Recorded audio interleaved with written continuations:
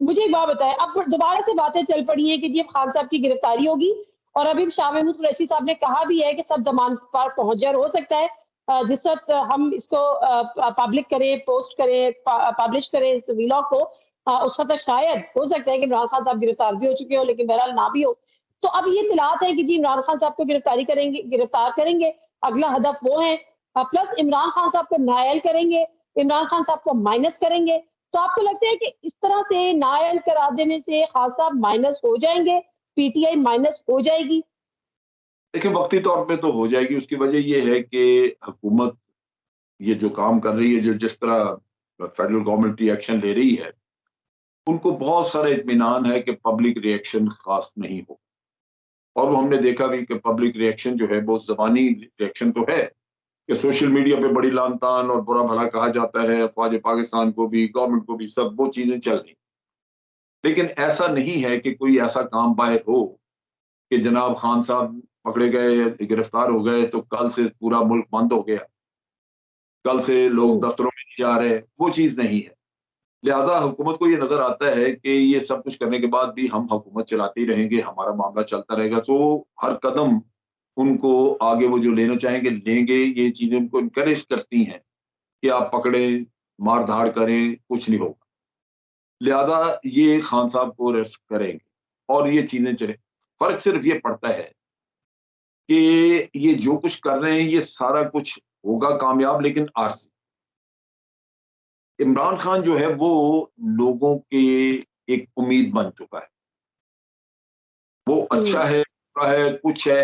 میں نے دیکھا ہے کہ اس کے خلاف جو جو کچھ یہ کہتے رہے، کرتے رہے، آڈیوز، ویڈیوز، یہ وہ سب، ان سب چیزوں کا کوئی اثر نہیں۔ اس کی وجہ بنیادی یہ ہے اچھا، کہ جب لوگ اس کا موازنہ کرتے ہیں پی ڈی ایم کی 13 جماعتوں میں بیٹھے ہوئے لوگوں کے ساتھ، تو ان کو وہ فرشتہ نظر آنا شروع ہو جاتا ہے۔ وہ سمجھتے ہیں کہ جو سیاہ کار ادھر ہے وہ ان سے تو بہت بہتر ہے۔ تو یہ وہ چیز ہے، اور خود دیکھیں ملک کے اندر ہے، وہ بھاگا نہیں ہوا، اس کے ایسٹس نہیں کہیں باہر پکڑے گئے، جتنے بھی شور مچایا کہ ہاں جی کبھی کہا فرق ہوگی، یہ وہ سب چیزیں لوگ اس پہ توجہ نہیں دیتے، وہ نہیں ہے۔ ایک آدمی خود آنےسٹ ہے، بولڈ ہے، اور اس کا نعرہ یہی تھا کہ میں کرپٹ لوگوں کو سزا دوں گا، وہ نہیں دے سکا اس لیے کہ چیف آف آرمی اسٹاف جو ہے وہ ان کے ساتھ ملا ہوا تھا۔ تو یہ چیز جو ہے یہ اس کی فیور میں گئی، اور جو جو کچھ یہ کرتے جا رہے ہیں حقیقتاً اس کی فیور میں جا رہا ہے۔ جس دن کبھی باہر آ کے الیکشن ہوئے وہ ان کے سروں پہ ناچے گا آ کے، وہ بالکل وہ جیت جائے گا الیکشن۔ تو ان کو یہ حماقتیں اچھا کرنی نہیں یہ کر کے اپنے لیے خرابی کرے۔ وقتی طور پہ تو ٹھیک ہے ان کا معاملہ چل جائے گا، لیکن ان دا لانگ رن جو بھی یہ حضرات کر رہے ہیں ان کو بعد میں مسائل آئیں گے، کیونکہ الٹیمیٹلی تو پبلک اوپینین ہے وہ پریویل کرے۔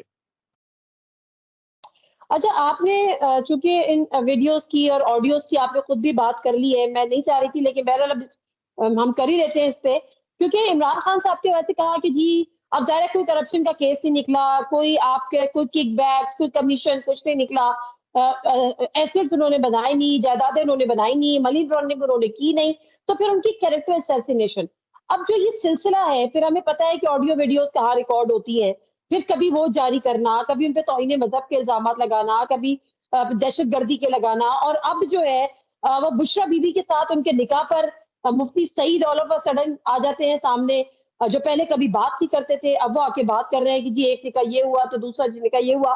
تو اس کے پیچھے آپ کو لگتا ہے کہ یہ حکومت وقت ہے، یہ سیاست دان ہے، یا جہاں آڈیو ویڈیوز ریکارڈ ہوتی ہیں وہاں یہ طالبان کسی نہ کسی کو لانچ کیا جاتا ہے، جیسے قاسم شاہ صاحب ٹائپ کے لوگوں کو؟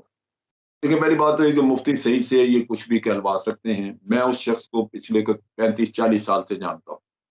میں بریگیڈیئر تھا جب میں پہلی دفعہ میری اس سے ملاقات ہوئی، اور وہ ہر ہفتے آ کے تو ہمیں درس دیا کرتا تھا گجرانوالہ، اور پھر یہی شخص تھا جو کہ جس کی شادی بھی اسی وجہ سے ہم نے ہمارے اپنے جاننے والوں میں ہو گئی۔ تو اس عورت نے طلاق لی اس سے، وہ کہنے لگی کہ یہ تو رات کو بلو فلمیں لگا کے بیٹھ جاتا ہے۔ تو مفتی سعید جی جی، تو وہ وہ بڑی بہت ہی دیندار فیملی ہے، انہوں نے دیندار سمجھ کے تو کرایا بھی، یہ ہمارے قریب ہی رہتے ہیں وہ۔ تو انہوں نے ہم سے بھی ڈسکس کیا، بالآخر یہ طلاق کروائی ان کی بچی کو۔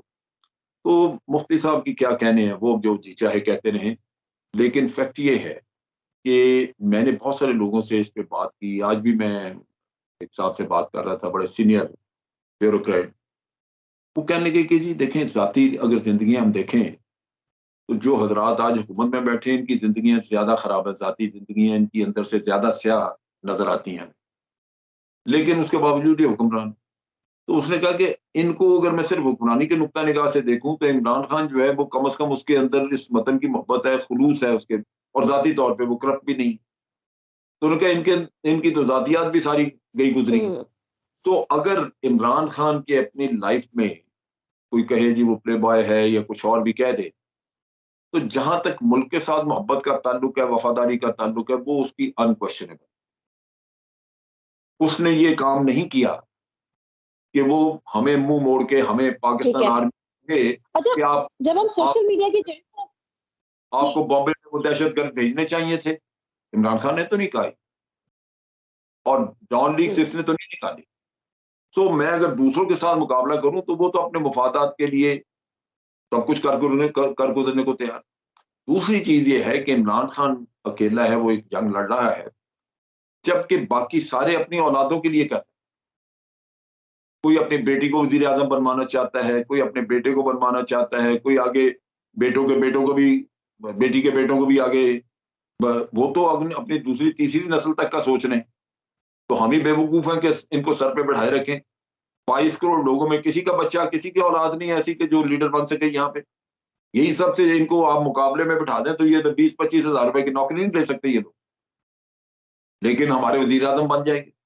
تو اس لیے ان لوگوں سے جان چھڑانا اس ملک کے لیے بہت ضروری اور بڑا بہتر ہے. اگر یہ نہیں ہوگا یہ ملک کسی طرح برباد رہے گا.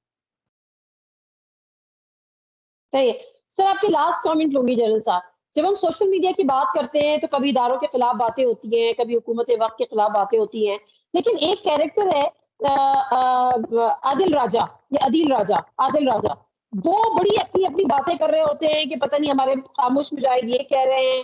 انہوں نے میری ایک ٹویٹ کا رپلائی کر دیا تو لوگوں نے کہا کہ آپ کیا چاہتی ہیں کہ آپ کو بلیک ویگو, کالی ویگو جو ہے وہ اٹھا کے لے کر چلے جائے. یہ وہ سچی باتیں کرتے ہیں, ان کے واقعی اتنے مصدقہ ذرائع ہیں جو ان کو سچ بتاتے ہیں, یا وہ بس ہینگی پینگی کر رہے ہیں, یا آپ کو لگتا ہے کہ کوئی ملک کی خدمت کر رہے ہیں؟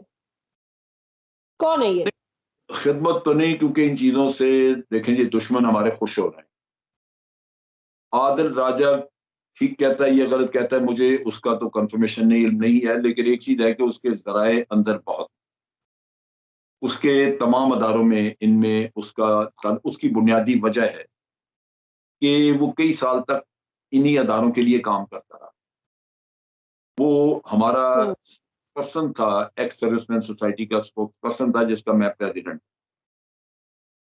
اور اس نے, ہم نے بنیادی طور پہ, چونکہ ایکس سروس مین سوسائٹی جو ہے وہ ایک طرح کی آرمی کی آپ کہہ لیجئے کہ سیکنڈ سٹنگ ہے, اس کی پشت پناہی پہ کام کرتی ہے کہ اس کو سپورٹ ملے ریٹائرڈ لوگوں سے.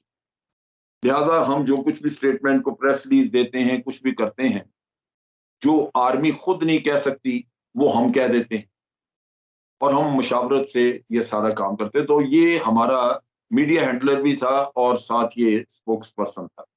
نتیجہ یہ کہ میڈیا ہینڈلنگ کی وجہ سے میڈیا میں بھی اس کے کانٹیکٹس تھے, اور ISI اور ISPR اور GHQ وغیرہ میں, کیونکہ بریفنگ وغیرہ لیتا تھا جا کے, تو اس کے کانٹیکٹس موجود. تو ہو سکتا ہے کہ وہ اپنے کانٹیکٹس استعمال کریں, لیکن غلط ہینڈلنگ یہاں پہ یہ ہوئی کہ جب اس نے کوئی 1-2 ٹویٹس کی عمران خان کی فیور میں, تو ان کو چاہیے تھا کہ اس پہ اتنا ریئیکٹ نہ کرتے, اس کو بلا کے سمجھا دیتے. ریئیکٹ انہوں نے یہ کیا کہ اس کے گھر پہ 2 دفعہ FIA کو لے جا کے ریڈ کیا, اس کی ماں کے ساتھ بدتمیزی کی. اس کے پاس غالباً سٹیزن شپ ہے انگلینڈ کی, اس کی وائف انگلینڈ کی رہنے والی ہے, وہاں کی سٹیزن ہے, وہ انگلینڈ بھاگ گیا. اب اس نے جو ان کے ہاتھوں ذلت اٹھائی تو وہ اس کا بدلہ چکا رہا ہے. تو یہ چیزیں تو انہوں نے سب کے ساتھ, نادیہ تمہیں تو پتہ ہے میرے پیچھے FIA نہیں لگائی انہوں نے. ہم لوگ بڑی میچور ہیں کہ اس کے باوجود مجھے FIA والے نے کہا کہ جناب ہمارے پاس تو کچھ نہیں ہے, آپ کا اپنا محکمہ آپ سے ناراض ہے, ان کو جا کے بات کریں. تو بات یہ ہے کہ اگر آپ اس طرح کے کام کریں گے, اور اپنے ہی آفیسر جو ساری زندگی آپ کے لیے کام کرتے ہیں, میں 14-15 سال سے دیکھو نا نادیہ, تیرے ساتھ بے شمار پروگرام کیے, کہ میں نے ہمیشہ آرمی کو ڈیفینڈ کیا, بالکل بالکل تو 101%. بہت کیا، لیکن یہ کہ کبھی اگر پولیٹیکل سائڈ پہ آپ کے کوئی ڈفرینسز آ بھی جاتے ہیں تو آرمی کا تو کام نہیں ہے کہ وہ سیاست میں ہو، سو انہیں پرانی منانا چاہیے. لیکن جنرل باجوہ کے آرڈرز پہ یہ اس کے ساتھ جو کچھ ہوا وہ بڑا قابل مذمت ہے. اب وہ جا کے ان کے ہاتھ سے نکل گیا تو وہ جا کے باہر گند مچا رہا ہے، جبکہ میں سمجھتا ہوں کہ اس کے ساتھ انہوں نے بڑی زیادتی کی. اس کے گھر پہ جس طرح ریڈز کیے، وہ کوئی ڈاکو چور تو نہیں تھا کہ آپ ریڈ کر کر کے اس کو پکڑنا چاہتے ہیں. اس شخص کے ساتھ انہوں نے جو کچھ کیا اس کے بعد وہ غصہ نکال رہے ہیں. ان کو کرنا نہیں چاہیے تھا. یہ کوئی میچور ہینڈلنگ ہوتی ہے. ہر کسی کو جا کے آپ، یعنی آپ اس سے اندازہ کر لو نا کہ میرے یہ ہاتھوں کے پڑے ہوئے سارے باجوہ شاہجوہ سارے، میں لیفٹیننٹ جنرل تھا، یہ لیفٹیننٹ کرنل تھے، اور ہماری بے توقیری کرنے پہ تل گئے کہ جناب آپ ایف آئی اے نیب یہ ایف ڈی آر پیچھے لگا دی. تو جب یہ کا کرم ہے، میں نے تو کوئی ایسا حرکت کی نہیں ہوئی، نہ ایف ڈی آر سے مسئلہ آیا نہ کسی اور سے، ساری چیزوں میں سرخرو ہوئے اللہ کی رحمت سے. لیکن ان لوگوں کو سوچنا چاہیے کہ کیا آپ اپنے بزرگوں کو اس طرح ٹریٹ کرتے ہیں. ہم اگر منہ کھولے تو ہم غیر ذمہ دار کہلائیں گے، لیکن فیکٹ یہ ہے کہ بجائے اس کے کہ ہمارے تجربے اور ہمارے مشورے سے فائدہ لیں، کہ ہم ان کو گائیڈ کریں کہ دیکھو یہ چیزیں ایسے نہیں ایسے، آپ الٹا تھانے داری دکھا رہے ہیں. وہ نتیجہ یہ کہ آج ہاتھ سے وہ نکل گیا ہوا ہے اور وہ باہر بیٹھا ہے انگلینڈ، اور اس کا نہ کچھ بگاڑ سکتے ہیں نہ کچھ، اور وہ زہر اگلتا رہتا ہے صبح سے لے کے رات تک.